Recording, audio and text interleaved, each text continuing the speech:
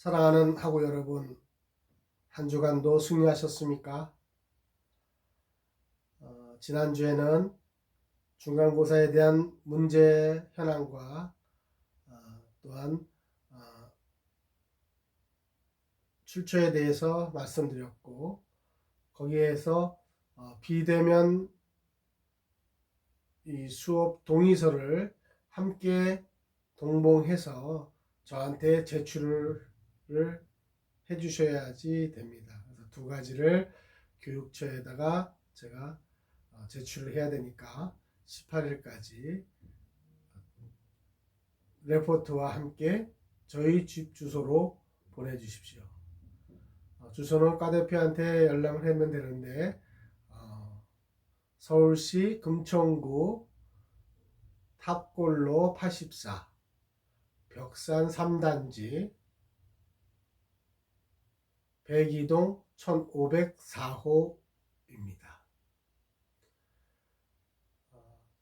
주소로 통해서 우편으로 보내주시기 바랍니다. 찾으려기를 바라고, 오늘은 제8장 사회복지 실천 과정에서 접수 및 자료 수집에 대해서 알아보도록 하겠습니다. 첫 단계가 접수 단계입니다. 사회복지사와 클라이언트가 접촉하는 첫 번째 경로이기도 합니다. 그래서 접촉하는 경로를 보게 되면 세 가지로 볼 수가 있는데, 클라이언트의 자발적인 신청을 통해서 접촉이 될 수 있습니다. 장애 요인이 전혀 없는 상황에서 사회복지사를 부담 없이 만날 수 있는 환경 조성에서 출발하게 됩니다. 두 번째는 가족과 이웃 등의 비공식적인 또 공식적인 체계로부터의 의뢰입니다. 클라이언트가 경험하고 있는 일상생활의 부적응과 문제 행동을 가장 먼저 확인할 수 있는 원천이 되겠습니다.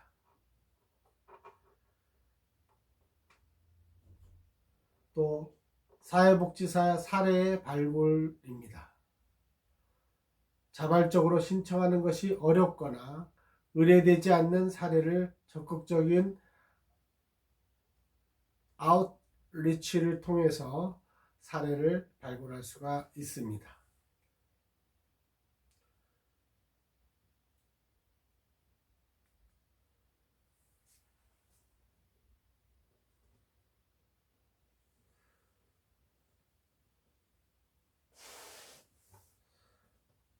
일반적으로 접수란 무엇인가?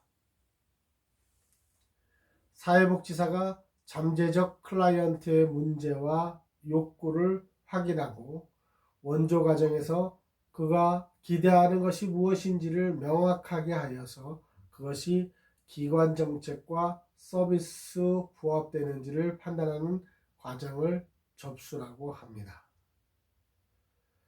기관에서의 적합한 서비스를 제공할 수 있다고 판단될 때, 또 잠재적인 클라이언트는 클라이언트가 되어 적절한 서비스를 받게 됩니다. 또 접수를 통해서 기관의 서비스 범위를 벗어날 때 적합한 기관으로 의뢰를 결정할 수가 있습니다. 또한 접수 단계를 통해서 클라이언트와 전문적 원조 관계가 수립이 필요하게 됩니다.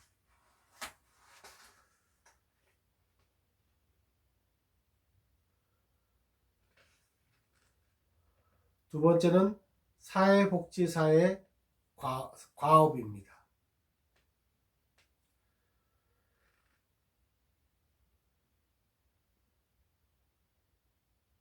접수는 앞으로 진행될 사회복지 실천 과정을 결정하는 중요한 단계입니다. 짧은 시간 접수 과정을 통해서 사회복지사는 클라이언트와 긍정적인 전문적 원조 관계를 수립해야만 합니다. 이를 통하여서 전개될 원조 과정에서 클라이언트의 변화의 동기가 형성되고 적극적 협조적 자세를 가지게 되므로 접수 과정에서 사회복지사의 역할은 매우 중요합니다.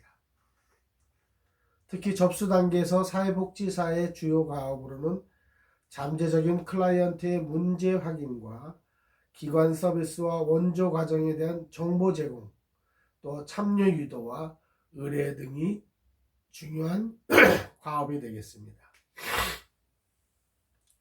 그럼 첫째, 문제 확인에 대해서 알아보겠습니다. 사회복지사는 잠재적인 클라이언트가 현재 주로 호소하고 있는 문제와 관련된 욕구 및 그 발생 원인이 무엇인지를 정확하게 파악하여야 합니다. 또 문제의 성격을 확인하는 것은 기관의 자원과 정책에 부합되는지 여부를 결정하는 근거가 되므로 중요한 작업입니다. 또 잠재적인 클라이언트가 자신의 문제의 중요성을 어떻게 파악하고 있는지를 잘 파악하여야 합니다.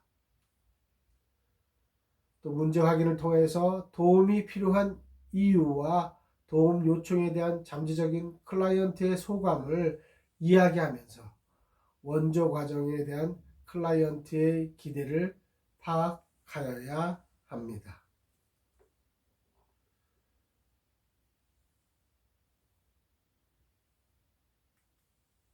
두 번째는 기관 서비스와 원조 과정에 대한 정보를 제공하는 것이 사회복지사의 과업입니다.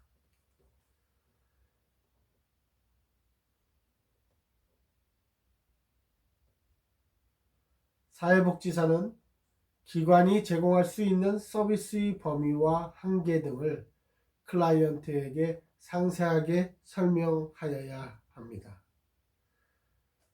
서비스의 작용 요건과 규칙, 또 원조 과정에서 사회복지사와 클라이언트의 역할을 설명해 주어야 합니다. 또 원조 과정을 이해하도록 돕기 위해서 서비스와 관련된 세부 사항을 시간과 장소, 빈도, 횟수, 전체 소요 시간과 평가 방법 등을 설명해 주어야 합니다. 필요하다면 서비스와 관련된 법규와 정책, 또 클라이언트의 권리와 비밀 보장의 한계 등을 설명해 주어야 되겠습니다. 세 번째는 사회복지사의 과업의 참여 유도입니다. 참여 유도를 위해서 사회복지사와 긍정적인 신뢰관계를 형성하여야 합니다. 또 동기화와 양가의 감정 수용과 저항감을 해소 등에 필요합니다.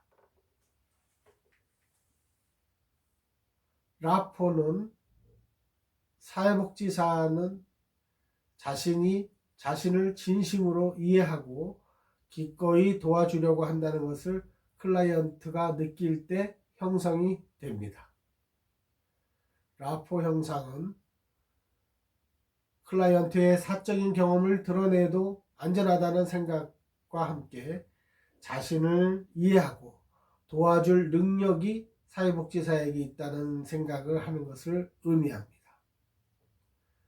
라포는 서로를 소개하는 초기에 형성되어 원조 과정 동안 유지되어야 합니다.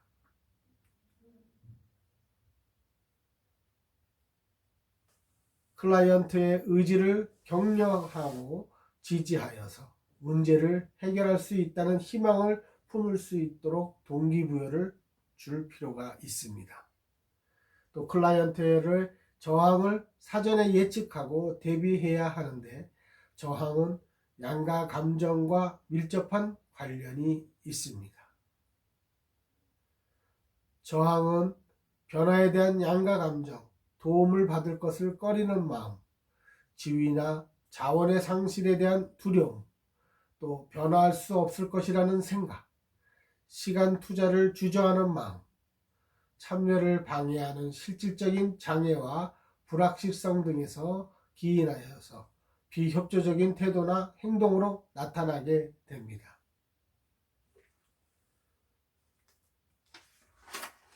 셋째는 사회복지사의 과업의 의뢰입니다.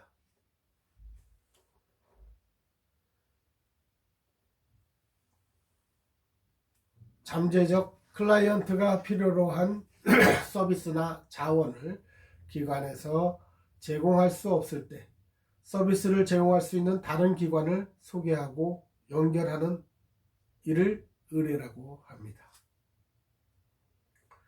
의뢰가 필요한 경우는 클라이언트의 욕구와 문제가 기관의 기능이나 사업 내용과 맞지 않거나 다른 기관이 클라이언트의 문제에 우선적인 책임을 지거나 더 잘 다룰 수 있다고 판단되거나 또 사회복지사가 잠재적인 클라이언트의 욕구와 문제를 다루기에 지식과 기술이 부족해서 다른 복지사나 가치나 언어가 효과적인 원조관계를 형성을 방해된다고 생각될 때 의뢰할 필요가 있는 것입니다.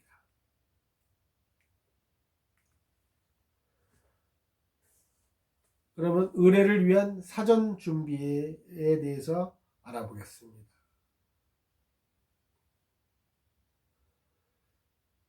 첫째는 클라이언트와 보호자에게 의뢰 이유를 설명하여서 동의를 얻어야 됩니다. 두 번째는 지역사회의 다양한 기관들의 자원 목록을 준비하며 기관과의 상호 연계 체계를 구축해 놓아야 됩니다. 또한 과거에 이용 경험이 있거나 거절당한 기관인지를 확인하여야 합니다. 또한 클라이언트에게 다른 기관들의 정보를 제공해야 됩니다. 또 클라이언트에게 정서적인 지지를 제공해야 됩니다. 원활한 의뢰 과정의 진행을 위해 의뢰할 기관의 전화번호나 담당자의 이름을 클라이언트에게 제공하거나 필요할 경우 함께 의뢰기관을 방문하여서 클라이언트에게 배려를 해주어야 됩니다. 또한 의뢰 이후에도 의뢰 과정과 평가를 해 주어야지만이 사회복지사의 과제입니다. 그러면 셋째는 접수 양식에 대해서 알아보겠습니다. 접수 양식 또는 초기 면접지의 기본 양식이라고 볼 수 있습니다.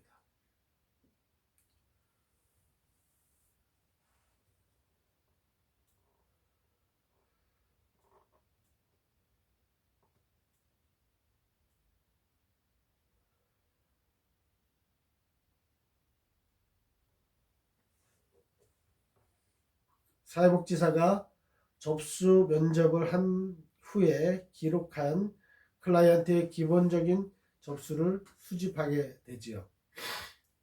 클라이언트의 기본 정보가 되겠습니다. 이름, 성별, 나이, 또 결혼 관계와 주소, 연락처, 직업 등이 되겠습니다. 또 가족 관계에 있습니다.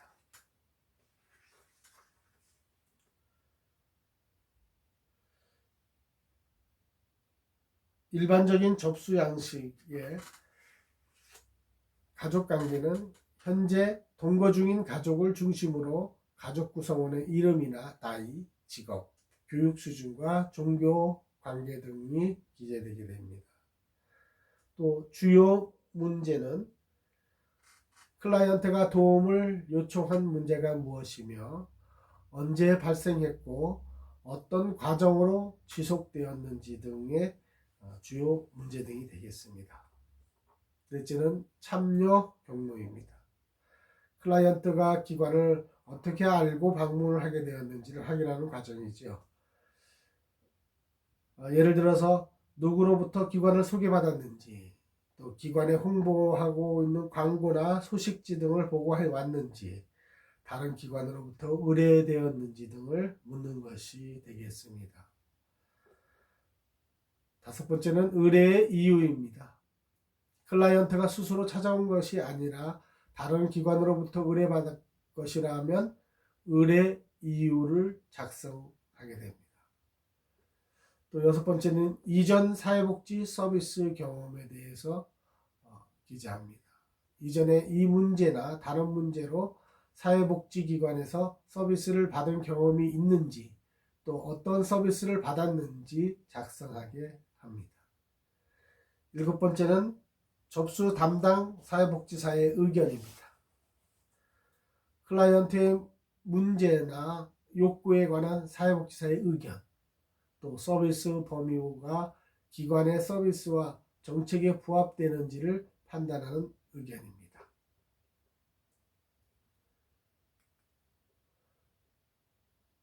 그러면 두 번째는 자료 수집에 대해서 알아보겠습니다.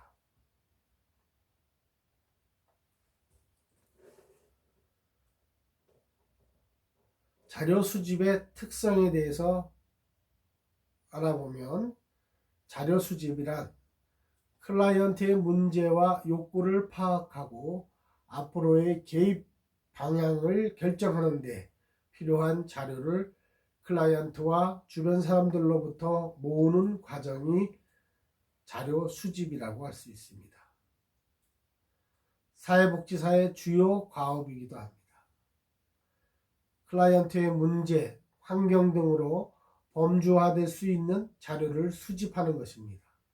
즉, 클라이언트의 문제와 원인, 기능 한계와 가족관계, 환경이라는 문제의 상황과 관련된 자원과 제약 등을 파악하기 위해 관련된 정보 수집인 것입니다. 자료 수집 단계의 목표는 클라이언트의 문제와 욕구가 무엇인지를 분명히 하여 개입 방향을 설정하는 것이기 때문입니다. 두 번째, 자료 수집의 특성에 대해서 알아보겠습니다.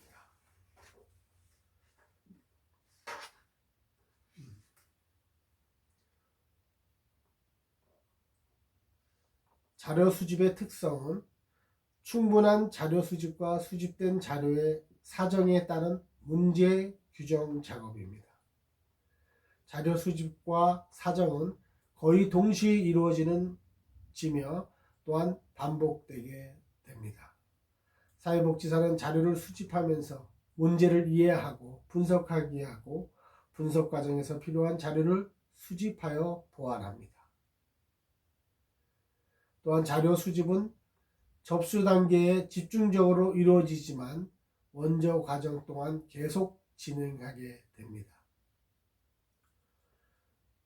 사회복지사가 효과적으로 개입하기 위해서는 개인의 환경과 상호작용에 영향을 미치는 요인에 대한 확인이 필요하므로 그에 대한 자료 수집이 매우 중요합니다.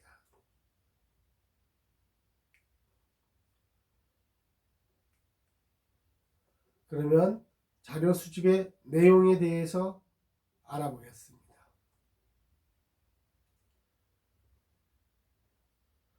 클라이언트를 효과적으로 원조하기 위해서 사회복지사는 클라이언트의 문제나 환경 등에 관하여 정확하고 다양한 자료를 근거로 사정하고 개입 계획을 수립해야만 합니다.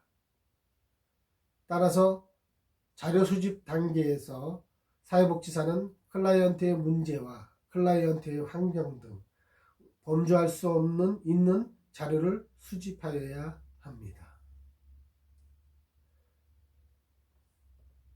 즉 사회복지사는 생태체계의 관점으로 제시된 문제와 그 문제와 관련된 개인, 환경, 또한 경제적인 상태, 교육 수준 및 직업 등에 관한 정보, 클라이언트의 주요 호소 문제 등의 기본적인 정보를 알려주어야 됩니다. 이러한 점을 염두에 두고 사회복지사는 더욱 자료 수집을 충실히 기해야 됩니다. 두 번째는 문제에 관한 정보입니다. 문제의 발생 시점과 현재까지의 진행 과정이 무엇인지, 또 현재 상황과 문제 해결을 위해서 클라이언트가 시도한 노력이 무엇인지, 문제의 직접적인 요인과 상황을 악화시키는 요인이 무엇인가, 또 문제에 대한 클라이언트의 대체 방법에 대한 정보와 문제와 관련된 중요한 사람과에 관한 정보, 또 클라이언트가 환경 속에서 어떤 영향을 주고받았는지에 대한 정보, 심리, 사회, 경제적 요인이 클라이언트와 가족에게 영향을 준 사실이 있는가에 관한 정보가 필요합니다. 셋째는 개인력입니다. 클라이언트의 영유아기, 아동기, 청소년기, 또 성인기, 중장년기, 노년기 등 발달 관계에 따른 인간관계 및 주요 사건 등을 파악하여야 하는 개인력입니다. 또한 가족력입니다. 클라이언트 간의 가족 상황과 가족관계, 현재 가족 구성과 가족관계 등에 대한 정보가 되겠습니다. 다섯 번째는 클라이언트의 기능입니다. 클라이언트의 지적, 정서적, 행동적, 신체적 기능 수준 등의 기능과 또 사회적 기능 측면에서는 대인관계의 능력과 업무 능력, 문제 해결 능력 등을 파악할 수 있는 자료 수집이 되겠습니다.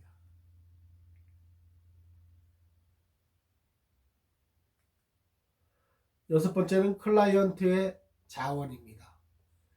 일상생활에서 클라이언트가 이용하는 서비스와 현재 활용 가능한 자원 등에 관한 자료 수집이 되겠습니다. 일곱 번째 자료 수집 내용은 클라이언트의 강점 및 한계입니다. 문제의 해결 과정에서 이용할 수 있는 클라이언트의 강점에 관한 자료, 또는 도움을 요청한 사실 자체만으로의 강점이 될 수가 있습니다. 또 클라이언트의 환경입니다. 클라이언트의 환경의 특성, 또 친밀한 관계와 이웃과 지역사회에 관한 정보, 또 사회적 관계망, 사회제도 및 서비스 수혜 경험과 차별 및 소외 경험 등의 자료를 수집하는 내용입니다.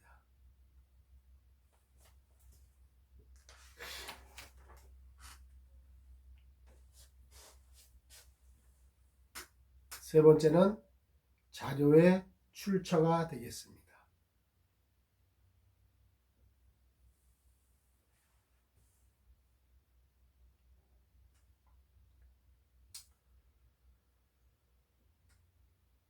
활용 가능한 자료를 출처입니다.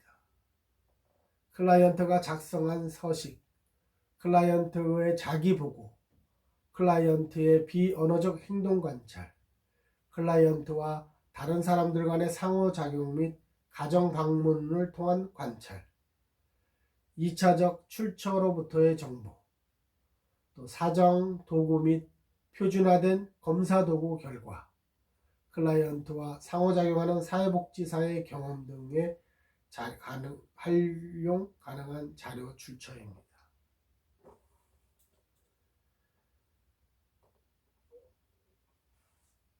또 특정한 자료 수집 방법에만 의존하기보다 여러 가지 함께 사용하는 것이 좋습니다.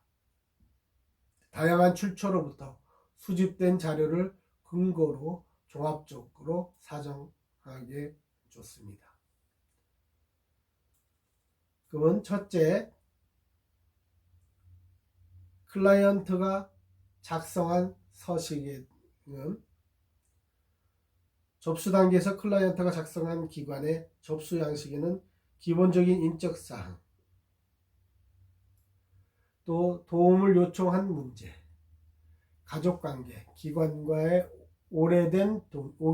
기관에 오게 된 동기, 또 이전에 사회복지 서비스 이용한 경험과 의뢰할 이유 등의 상세한 서식입니다. 두 번째는 클라이언트 자기 보고입니다. 거기는 언어적 보고와 자기 관찰 보고가 나눠지는데요. 언어적 보고는 클라이언트의 문제와 감정, 문제 원인과 지금까지의 전개 과정, 문제 해결 노력 등의 정보는 자신이 처한 상황을 어떻게 느끼고 있는지를 알려주는 중요한 단서이기 때문입니다. 또 자기 관찰 보고는 클라이언트가 자신의 표적 문제와 관련된 감정과 행동, 생각 등을 일지에 기록하는 것으로 자신에 관해 주목할 수 있으므로 자신의 상황에 대한 통찰력을 얻을 수가 있습니다.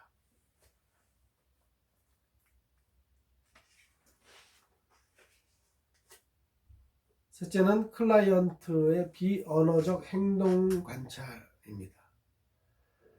클라이언트의 비언어적 행동은 분노와 상처, 불안, 두려움과 같은 말로 표현하기 어려운 자신의 감정 상태와 반응 및 스트레스 수준에 대한 정보 제공이 되겠습니다.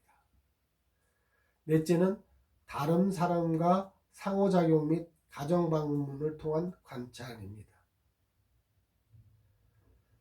가족 구성원, 친척, 친구 등 타인들과 클라이언트가 상호작용하는 방식을 관찰함으로써 정보를 얻을 수가 있습니다. 가정 방문에서 얻은 정보는 관찰자의 지각 오류가 있을 수 있으므로 다른 출처를 얻은 다양한 정보와 어느 정도 일치하는지 비교할 필요가 있습니다. 다섯 번째는 2차적인 출처로부터의 정보입니다. 클라이언트의 친구나 친척, 이웃, 주민이나 교사, 직장 동료나 상사 등 2차적 또는 부수적인 출처와 접촉하여서 정보를 수집하는 것을 말합니다. 이때 자료 수집 동의가 필요하며 정보 제공자와 클라이언트 간의 정서적 유대관계가 그 정보에 영향을 줄 수도 있음을 고려하여야 합니다. 여섯 번째는 사정 도구 및 표준화된 검사 도구의 결과입니다. 자격이 있는 전문가가 시행한 검사 결과를 활용하여야 되고, 검사 결과는 클라이언트를 이해하는 참고 자료로만 활용하여야 할 것입니다. 일곱 번째는 클라이언트와 상호작용을 통한 사회복지사의 경험입니다. 사회복지사는 클라이언트와의 상호작용을 통해서 클라이언트의 평소 대인관계 및 의사소통을 유형과 또 숨겨진 내면의 감정, 중요한 다른 사람과의 관계 등에 관한 정보를 수집하게 됩니다. 또 클라이언트는 특정 상황이나 사람에 따라 다르게 상호작용할 수 있으므로 클라이언트에 대한 사회복지사의 주관적인 느낌을 정보로 활용할 때는 각별한 주의가 필요합니다.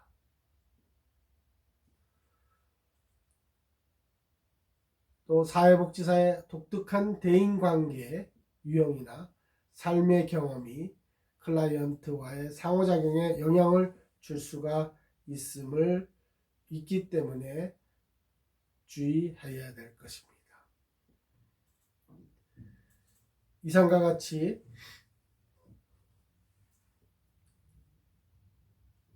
제8장의 사회복지 실천 과정의 접수 및 자료 수집에 대해서 수업했습니다. 접수의 개념에는 사회복지사가 잠재적 클라이언트의 문제와 욕구를 확인하고 원조 과정에서 그가 기대하는 것이 무엇인지를 명확히 하여 그것이 기관의 정책과 서비스에 부합되는지를 판단하는 과정을 접수라고 할 수 있다고 했습니다. 또한 접수 단계 사회복지사의 주요 과업에 대해서도 알아보았습니다. 첫째는 잠재적 클라이언트의 문제 확인과 또 기관 서비스와 원조 과정에 대한 정보 제공과 또 참여 유도와 또 의뢰와 또 다른 기관의 소개를 연결하는 것을 뜻한다고 했죠. 주요 과업이 되겠습니다. 또한 오늘쯤 자료 수집에 대한 내용에 대해서 쭉 검토해 보았습니다. 다음 주는 제9장 사회복지 실천 과정에서의 이 사정에 대한 제9장을 검토해 보도록 하겠습니다. 그럼 다음 주에 만나보겠습니다. 수고하셨습니다.